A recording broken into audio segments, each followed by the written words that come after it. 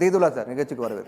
என் பதவிக்கு வேட்டு வச்சிட்டாரு. சார் சார் இப்போது தொடர்ச்சியாக பார்க்குறோம், திமுக காங்கிரஸ் கூட்டணி மட்டும் அதிகமாக விமர்சிக்கப்பட்டு வருது.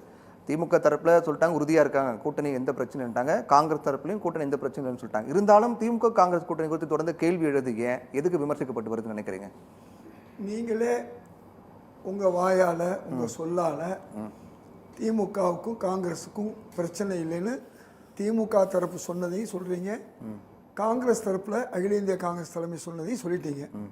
இதுக்கிடையில யார் எது சொன்னா? இல்லை, அவங்க சொல்லிட்டே இருக்காங்களா, ஏன் சொல்லிட்டே இருக்க வேண்டிய தேவை? ஏன் முதல்ல விசிகாவோட பிரச்சனை இல்லை கம்யூனிஸ்டோட பிரச்சனை, மதிமுக பிரச்சனை, ஏதாவது சந்தேகம் வருதா, கேள்வி வருதா? வரல. ஆனால் காங்கிரஸோட கேள்வி மட்டும் வந்துட்டே இருக்கு. இதுக்கு முன்னால் கம்யூனிஸ்டுகள் போராட்டம் பண்ணும்போதும், திரு விடுதலை சிறுத்தைகள் கட்சியிலிருந்து ஆதவர்ஜனா போகும்போதும், அந்த மீட்டிங் நடந்துச்சு இல்லையா, ஒரு கூட்டம், அது போதும் இது மாதிரிலாம் பேசுனாங்க. பேசுகிறவங்க யார்?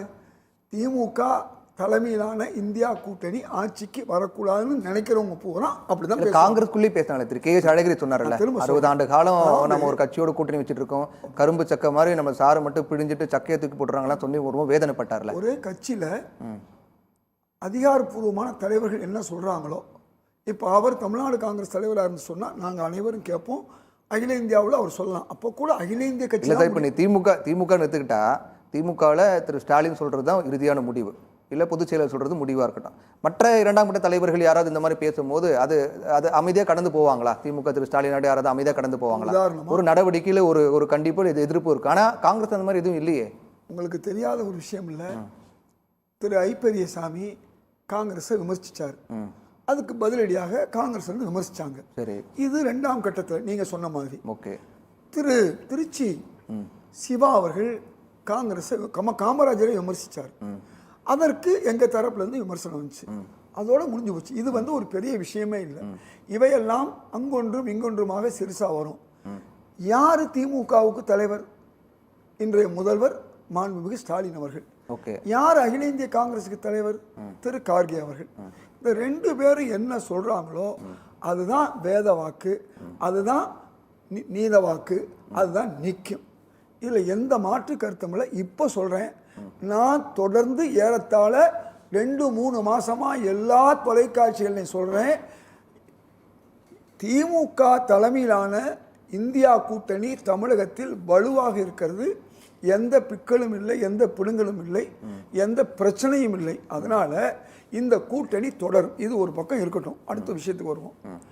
திரு தூத்துக்குடி செல்வம் நண்பர் என்ன சொன்னார், இன்றைக்கு காங்கிரஸ்லேருந்து நாளைக்கு கட்சி உடையும்னு அவர் எதிர்பார்க்குறார். அவர் எதிர்பார்க்குற தப்பு இல்லை. ஆனால் பாஜக கட்சி உடையுங்கிறது விளக்கமாக தெரிஞ்சு போச்சு. என்ன காரணம்?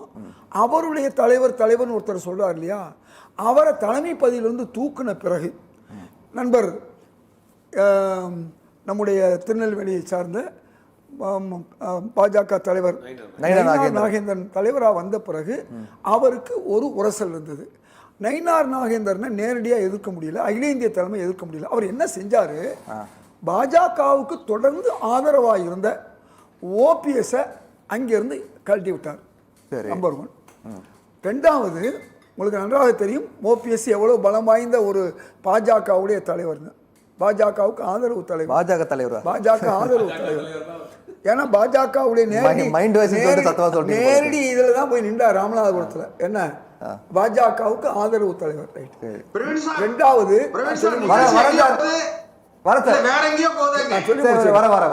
அதை விட ரொம்ப ஓபிஎஸ் வர்றதுக்கு முன்னையே பாஜகவுக்கு ஆதரவாக இருந்த தலைவர் யாருன்னு சொன்னா திரு டிடிவி தினகரன் அவர்கள்.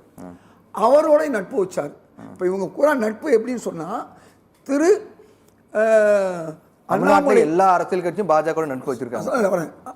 பாஜகவுடைய காங்கிரஸ் கூட்டணியில் இருந்தவர் அமமுக. நான் சொல்றது கூட்டணி. டிடிவி தினகரன் தொடர்ந்து அவங்க கூட்டணியில் இருக்கார்.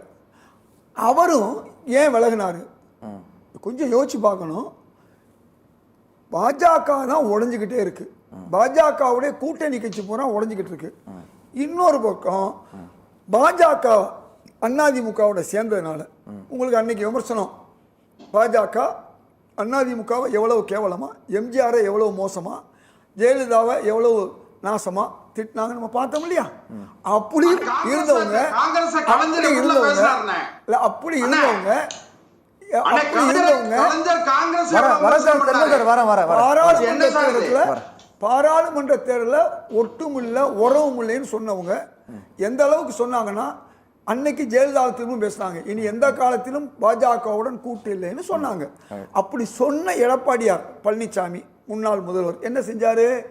இன்றைக்கு வேறு வழி இல்லாமல் வழக்குகளை சந்திக்க முடியாமல் சிபிஐ அமலாக்கத்துறையில் பிரச்சனை அவர்களுக்கும் அவருடைய அமைச்சர்களுக்குனால வேற வழி இல்லாமல் பாஜகவோட இணைஞ்சார்.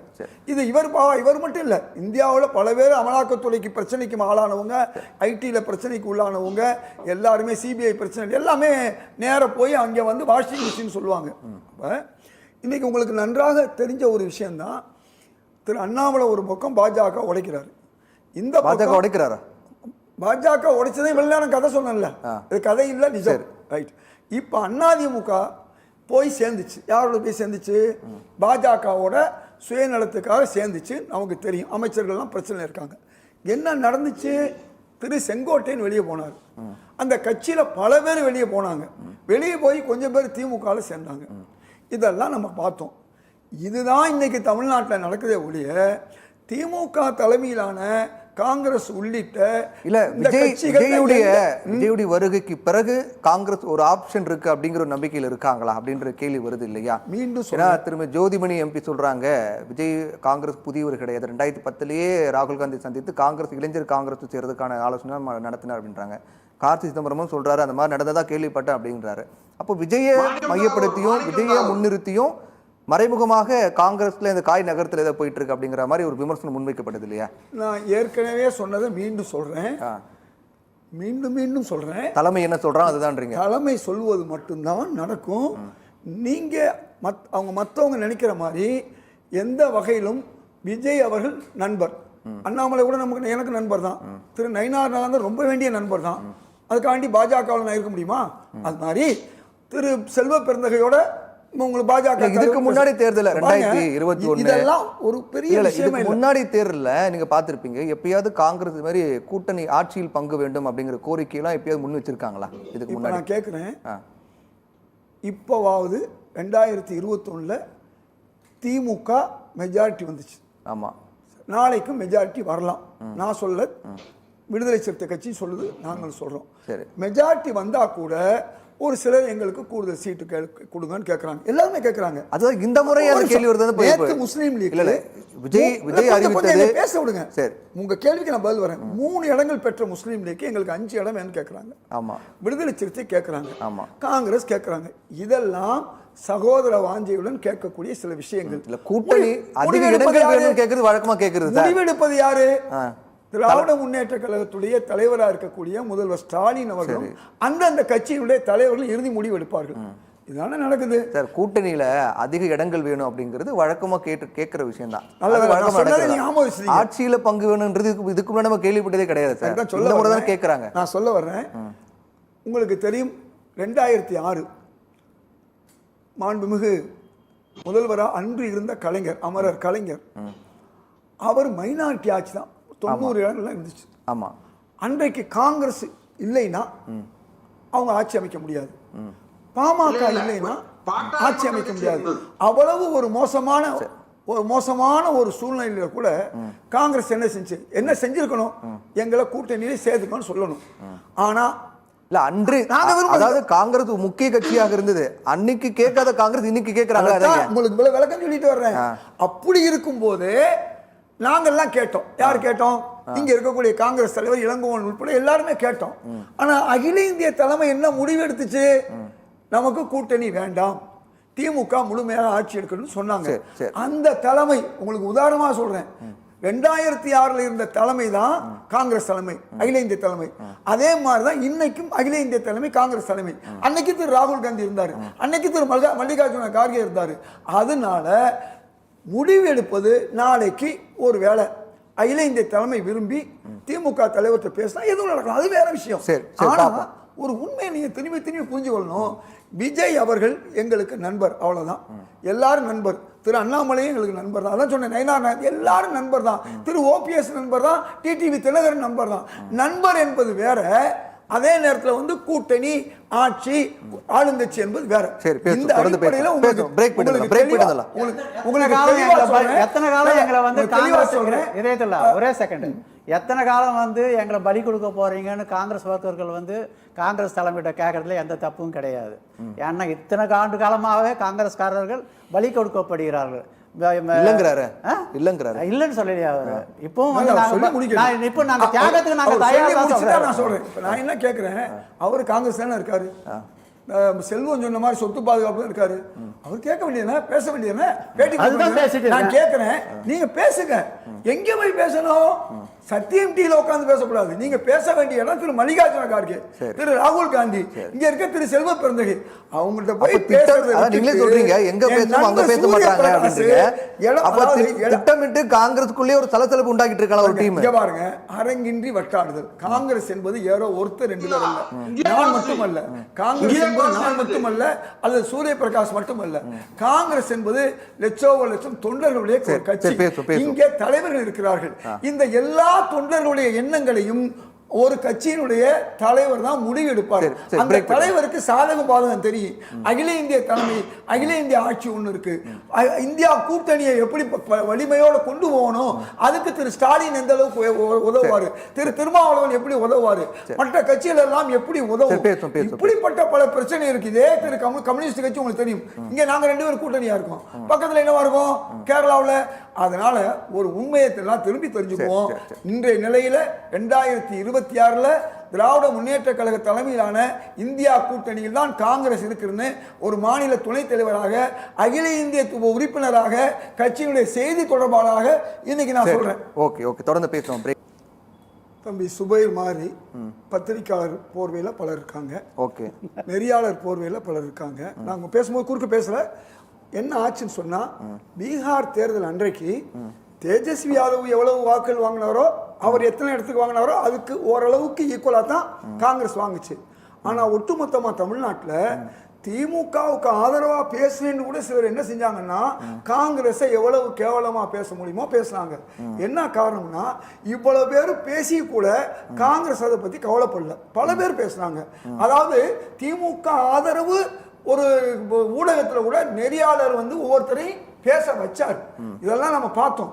அதுக்காக நாங்கள் வந்து வருத்தப்பட போறதில்லை. ஏன்னா எங்களுக்கு திமுக தலைமை தான் முக்கியம். திமுகக்குள்ள கீழே உள்ளவங்க யார் யாரோ காங்கிரஸை எக்ஸ்ட்ரா லக்கேஜுங்களா அல்லது இல்லாத லக்கேஜுங்களா, யாருக்கு தெரியும் காங்கிரஸுடைய அருமை? துணை முதல்வர் உதயநிதிக்கு தெரியும், முதல்வர் ஸ்டாலினுக்கு தெரியும், அது பொதுச் செயலாளர் துரைமுருகனுக்கு தெரியும். இவங்க எல்லாருக்கும் தெரியும் காங்கிரஸோட நம்ம சேர்ந்தா நம்ம நிலைமை என்ன, காங்கிரஸோட சேராம இருந்தா 2014 நம்ம நிலைமை என்ன. 2 பேருமே வீழ்ந்தோம். ஒற்றுமை நீங்கினில் அனைவருக்கும் தாழ்வு 2014. அதுக்கு பிறகுதான் பாடம் கற்பித்து பீகார் மட்டுமல்ல, பல தேர்தல்கள் பாடம் கற்பித்ததனால இது திமுக தெரியுது, திமுக தெரியுது, காங்கிரஸ் தெரியுது. ஆனா காங்கிரஸ்குள்ள கூட பல பேருக்கு தெரியலையே. நான் ஏற்கனவே சொல்லிட்டேன், திமுகவில் பலர் இருக்காங்க, காங்கிரஸ்ல பலர் இருக்காங்க. நல்ல, அதாவது இந்த ஒற்றுமையா இருக்கணும்னு திமுகவில் சிலர் இருக்காங்க, காங்கிரஸ்ல சிலர் இருக்காங்க, இந்த ஊடக போர்வையில இருக்காங்க, பல்வேறு நெறியாளர் போர்வையில இருக்காங்க. இவர்களை பத்தி எங்களுக்கு கவலையே கிடையாது. அவங்க காங்கிரஸை தொடர்ந்து இழிவுபடுத்துவதன் விளைவு தான் இன்னைக்கு பாஜக ஆட்சியில் உட்கார்ந்துருக்கு. அவங்களுடைய எண்ணம் எல்லாம் என்னன்னு சொன்னா, மறைமுகமா ஒரு சிலருக்கு, அதுதான் சொல்றேன், காங்கிரஸ் இழிவுபடுத்துறதுனால தான் பாஜக ஆட்சியில் உட்கார்ந்திருக்காங்க இல்லையா? அப்போ காங்கிரஸ் இழிவுபடுத்தக்கூடியவங்களை கட்டுப்படுத்த வேண்டியது யாரு? அதான் காங்கிரஸ் இழிவுபடுத்த வேண்டியவங்களை திமுக தலைமை கட்டுப்படுத்துது. எப்ப கட்டுப்படுத்துச்சு? பிரச்சனை சொன்ன இல்லையா, 2 பேர் பேசுறாங்கன்னு சொல்லி ஒரு அமைச்சர் ஒரு எம்பி பேசுனாங்க, கூப்பிட்டு இதோட இது பேசாதீங்க, காமராஜரை பத்தி நீங்க கொச்சையா பேசாதீங்க, அவர் பேசுறாரு, அதோட விட்டாரு. அவர்களுக்கு வேண்டிய அதே மாதிரி திரு ஐப்பரிசாமி என்ன சொன்னாரு, விளையாட்டுக்கு தான் சொன்னாரு. அவர் என் நண்பர் தான். நானும் அவரும் திண்டுக்கல் தேர்தல் விஷயத்தில் 2 பேரும் ஒற்றுமையா இருந்தோம். உள்ளாட்சி தேர்தலில் 2 பேர் தான் பொறுப்பாளராக இருந்தோம் 1996. எதுக்கு சொல்ல வரேன்னா, அவர் ஒரு கிண்டலா ஒரு வார்த்தை சொன்னார், அதற்கு ஒரு எதிர்ப்பு வந்துச்சு. அப்ப தலைமை கூப்பிட்டு அது பேச வேணான்ட்டாங்க. அதே மாதிரி காங்கிரஸ்ல சிலர் பேசுனாங்க, கூப்பிட்டு தலைமை சொல்லிருச்சு, நேற்று விளக்கமா தலைமை சொல்லிருச்சு, திமுக காங்கிரஸ் கூட்டணி தொடரும். எதுவரையும் சொன்னா இன்னைக்கு எந்த அளவுக்கு ஒரு நட்பு, சகோதர வாஞ்சை, ஒரு இணைப்பு, ஒரு பிணைப்பு திரு ஸ்டாலின் அவர்களுக்கும் திரு ராகுல் காந்திக்கு இருக்குன்னு சொன்னா அது சொல்ல முடியாத அளவுக்கு இது வந்து இந்த இணைப்பு இருக்கின்ற வரை எந்த சூழ்நிலையிலும் திமுக காங்கிரஸ் கூட்டணியை, இந்தியா கூட்டணியை தமிழ்நாட்டில் யாரும் பிரிக்க முடியாது, கூட்டணியை முறிக்க முடியாது. இவ்வளவுதான். இணைப்பு ரொம்ப வலுவா இருக்கு அப்படின்னு சொல்றாரு. அங்கங்க ஒரு குரல் இருக்கும் நீங்க சொன்னீங்க, ஜனநாயக கட்சி நீங்க சொல்றீங்க, அங்கங்க ஒரு குரல் இருக்குன்னு சொன்னீங்க.